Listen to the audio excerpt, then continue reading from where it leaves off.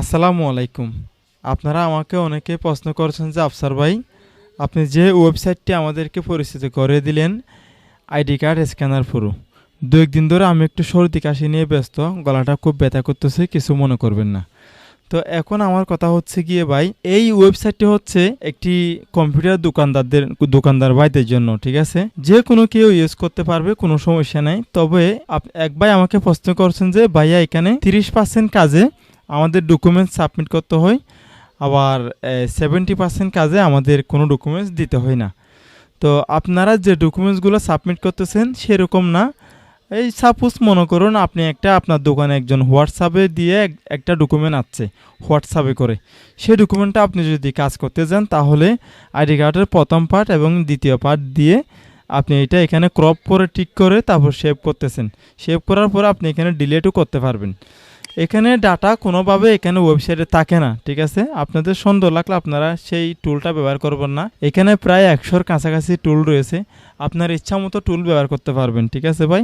আপনি এখানে, আপনাকে আমরা বলি না যে আপনার সব টুল ব্যবহার করতে হবে, এরকম না।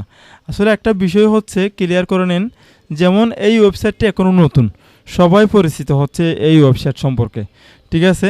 নতুন ওয়েবসাইট, সবাই দেখতেছে, যাদের ভালো লাগছে তারা কাজ করতেছে। আমি দেখতেছি এই ওয়েবসাইটে প্রচণ্ড পরিমাণ লোক কাজ করতেছে, ঠিক আছে? যে কাজ করতেছে সেটা আমি রিভিউ দেখে অবাক হয়েছি। তো এখানে চিন্তা করে দেখুন, একটু নিচে আমি দেখছি যে এই ওয়েবসাইটটা আমি অনেক দিন ধরে ইউজ করে আসতেছি, আমার এখনও কোনো ধরনের প্রবলেম হয় নাই, কোনো ডাটাও কোনো ধরনের লস হয় নাই। তো এখানে সিকিউরিটি রয়েছে, সিকিউরিটি অমান্য করলে গুগল কোম্পানি অটোমেটিকলি এই ওয়েবসাইটটি সাসপেন্ড করবে, ঠিক আছে? তো আরেকটা কথা শুনুন, এই ওয়েবসাইটে কাজে আপনারা একেবারে বিশ্বাসযোগ্যভাবে কাজ করতে পারবেন, কোনো সমস্যা নেই। তো আমি আপনাকে একটা কথা বলি, যেমন আপনি এক বাইকে একজন অন্ধ লোককে রাস্তা পার করিয়ে দিচ্ছেন, সেটা কি আপনার অসুবিধা? সেটা ওই লোকটার সুবিধা না? সুবিধার জন্য আপনি ওই লোকটাকে রাস্তা পার করে দিচ্ছেন না? তো এখন চিন্তা করে দেখুন সেটা হচ্ছে কীরকম। আমি আরও একটু ক্লিয়ার করে বোঝানোর জন্য এখানে একটা অনলাইন ভিসা থেকে আসলাম।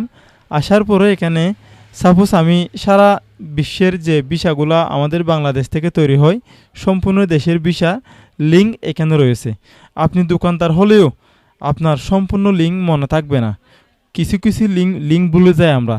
তো আপনি যদি বলেন ভাই আমাকে খেয়েছে একটা ভিসা চেক করে দেন, কেউ যদি বলে একটা ওমানের ভিসা চেক করে দেন, কেউ যদি বলে আপনাকে একটা কাতার ভিসা চেক করেন, তাহলে আমি সঠিক লিঙ্কে ঢুকতে পারবো। যেমন আমি এখানে ক্লিক করলাম, ক্লিক করার পরে আমি এই ওয়েবসাইটে সরাসরি আমাকে নিয়ে যাচ্ছে কোথায়? কাতার মেইন ওয়েবসাইটে। কাতারের যে ওয়েবসাইটটা রয়েছে আপনি এটা কপি করে, ঠিক আছে, আপনি সরাসরি ভাইরাস চেক করতে পারেন, ঠিক আছে? এটা হচ্ছে অরিজিনাল একটি ওয়েবসাইট, এটা কোনো আমাদের বাংলাদেশে কোনো ভাই এটা তৈরি করে নাই, আমি কোনো তৈরি করে নাই। এটা একটা officially website, Qatari website, Qatari visa সেন্টারের, ঠিক আছে? এই ওয়েবসাইটটাতে আপনাকে ওনার মাধ্যমে আপনি এই ওয়েবসাইটে ঢুকতে পারছেন। আপনার সুবিধার জন্য এই এই সার্ভারটা এনআইডি কার্ড স্ক্যানার পুরো সার্ভারটা তৈরি করা হয়েছে, যাতে করে আপনাদের দূরে কোথাও গিয়ে চার্জ করতে না হয়, ঝামেলা পোকাতে না হয়, ভোগান্তি থেকে চলে আসার জন্য এই ওয়েবসাইটটি আমাদের সামনে তৈরি করা হয়েছে, ঠিক আছে? দেখুন এখানে যে আপনি ডাটাগুলো দিবেন সেগুলো কোনো এই এনআইডি স্ক্যানার পুরো ওয়েবসাইটে থাকবে না, এই ওয়েবসাইটে সেই ডাটাগুলো থাকবে না। এটা হচ্ছে সরাসরি আপনাকে পার করে এই ওয়েবসাইটে দিছে, যেমন ওই অন্ধ লোকটাকে আপনি পার করে গন্তব্যস্থলে পৌঁছে দিয়েছেন, সেরকম একটা ব্যবস্থা। আশা করি আপনারা বুঝতে পারছেন। তো এখন আর একটা কথা বলি, বেশ কিছু কাজ রয়েছে, যেমন আমি আজকে একটা কাজ করতেছি, সেই কাজটা হচ্ছে গিয়ে এখানে আসলাম, স্টুডেন্ট আইডি মেকারে ক্লিক করলাম। ক্লিক করার পরে আমি এখানে যে ডাটাগুলো দিব সেই ডাটাগুলো নিয়ে কি উনি কিছু করতে পারবে কি না একটু চিন্তা করে দেখুন। এখানে আমি দিচ্ছি সর্বপ্রথম আমার একটা ছবি, এখানে ছবিটা অলরেডি আছে, আমি সেই ছবিটা একটু ডিলিট করি প্রথমে। ধরুন এটা রিসেট অল, আপনি চাইলে সেভ করার পরে রিসেট অল দিয়ে দিলে কিন্তু শেষ, এখানে কোনো ডাটা নেই। তারপরেও যদি এখানে কোনো ধরনের আপনি সার্ভারটা রিলোড করলে, এখানে সার্ভার রিফ্রেশ করলে অটোমেটিকলি সম্পূর্ণ ডাটা রিমুভ হয়ে যায়। দেখুন এখানে স্টুডেন্ট আইডিতে ক্লিক করলাম, ক্লিক করার পরে আসলে এই ওয়েবসাইটটা যদি কোনো ইন্ডিয়ানি অথবা কোনো পাকিস্তানি অথবা কোনো বিভিন্ন ইংলিশ ইউরোপ কান্ট্রি থেকে কেউ তৈরি করতো, তাহলে আমরা ঠিকই এখানে বিভিন্ন ধরনের ডাটা দিয়ে কাজ করতাম আমাদের সুবিধার জন্য। আসলে বাংলাদেশি ওয়েবসাইট হওয়ার কারণে হয়তো অনেকেই মনে করতেছে না আমাদের কোনো ঝুঁকিতে পড়বো কিনা, ঠিক আছে। আমি আপনাদেরকে পরিষ্কার করে বলি, আমার যদি কারো আইডি কার্ড প্রয়োজন হয় অথবা এই ওয়েবসাইটের মালিকের কারো আইডি কার্ডের প্রয়োজন হয়, কোনো কিছু প্রয়োজন হয়, সেটা তো ভাই নির্বাচন অফিসের ডাটাবেসে অনেক অ্যাভেলেবেল রয়েছে। আপনি আমাকে নাম বললে আমি আপনার আইডি কার্ড বের করে দিতে পারবো। তাহলে আমার এখান থেকে ডাটা নিয়ে কি দরকার ভাই, ঠিক আছে। এই যে দেখুন, আপনাদের ভালো লাগলে এই ওয়েবসাইটটি ইউজ করবেন, ঠিক আছে। আপনাদের যদি ভালো না লাগে, যে এখানে অসংখ্য টুল আছে, আপনার যে টুল ভালো লাগে সেই টুল ইউজ করবেন ভাই, ঠিক আছে। তো ইনশাল্লাহ আমি এই ওয়েবসাইট নিয়ে আস্তে আস্তে করে সম্পূর্ণ পর্ব নিয়ে আসবো। এখানে যে কয়টা টুল রয়েছে সেই কয়টা টুল আমি আস্তে আস্তে করে পর্ব নিয়ে আসবো, ঠিক আছে। এখানে দেখুন আমি একটা ছবি সিলেক্ট করলাম, ওপেনে ক্লিক করলাম, সেই ছবিটা কিন্তু এখানে চলে আসছে, ঠিক আছে। তারপরে আমি এখান থেকে লোগোতে ক্লিক করলাম।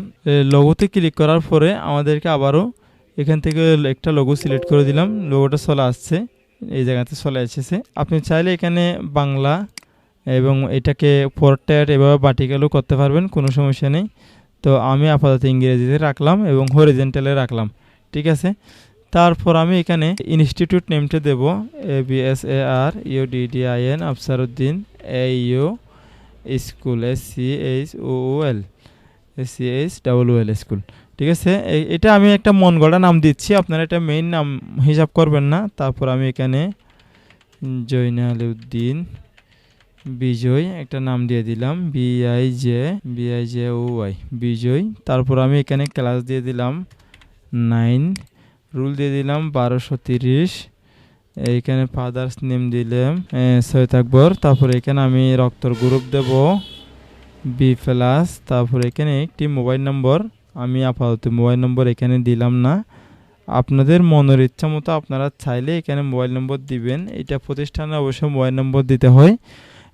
তারপর আমি এখান থেকে আইডি কার্ডটি সেভ করব।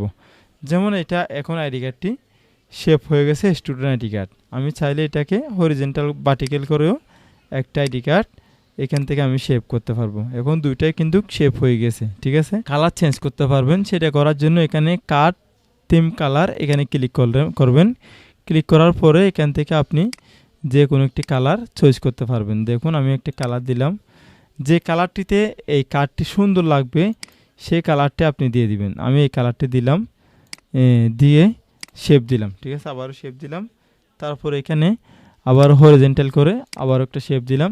এখন আমাদের দুইটা কার্ড শেপ হয়েছে। আমরা এখানে ক্লিক করে প্রথম শেপ হওয়া কার্ডটি দেখব একটু। এই যে এটা হচ্ছে লম্বালম্বি করে আমি কার্ডের কোনো সাইজ দিতে হবে না, সাইজ অটোমেটিকলি হয়ে গিয়েছে। তারপরে আমরা যে ভার্টিক্যালে আরেকটি কার্ড করলাম সেটা একটু দেখি, সেটা হচ্ছে এই কার্ডটি। তো আশা করি আপনারা বুঝতে পারছেন আমি যেভাবে কাজটা করে আসলাম আর কি। তো আপনারাও চাইলে এইভাবে করে অনলাইনে এই স্টুডেন্ট আইডি কার্ডটি তৈরি করে নিতে পারবেন, ঠিক আছে। কোনো সমস্যা নেই, কোনো ঝামেলা নেই, একেবারেই খুব স্মার্টভাবে এই কাজটা এখানে করা হয়েছে। আশা করি আপনারা বুঝতে পারছেন। তো এখন আমি এখান থেকে রিসেট অলে ক্লিক করে সম্পূর্ণ ডাটা রিসেট করে দিলাম। যদিও বা আপনি রিসেট না করতে ভুলে যান তাহলে আপনি বের হয়ে যাবেন, এটা অটোমেটিকলি সার্ভার রিফ্রেশ করলে অটোমেটিকলি ওগুলো চলে যাবে, ঠিক আছে। তো এখানে আরও সাপোর্টারের সাথে কথা বলতে পারেন। এখান থেকে যদি আপনাদের আরও অন্যান্য কোনো ডাটার প্রয়োজন হয়, কোনো কিছু প্রয়োজন হয়, তাহলে তাদের কাছ থেকে নিতে পারবেন। মোটামুটি স্টুডিও ম্যানদেরকে হেল্প করার জন্য এই ওয়েবসাইটটি তৈরি করা হয়েছে। গাইস ইনশাআল্লাহ নেক্সট ধাপে আপনাদের জন্য আমি সম্পূর্ণ টুলসের উপর ভিডিও নিয়ে আসবো। পরিশেষে আমাদের এই ছোট্ট চ্যানেলটি সাবস্ক্রাইব করবেন, পাশের বেল আইকনটি ক্লিক করে আমাদের চ্যানেলের সাথে থাকবেন।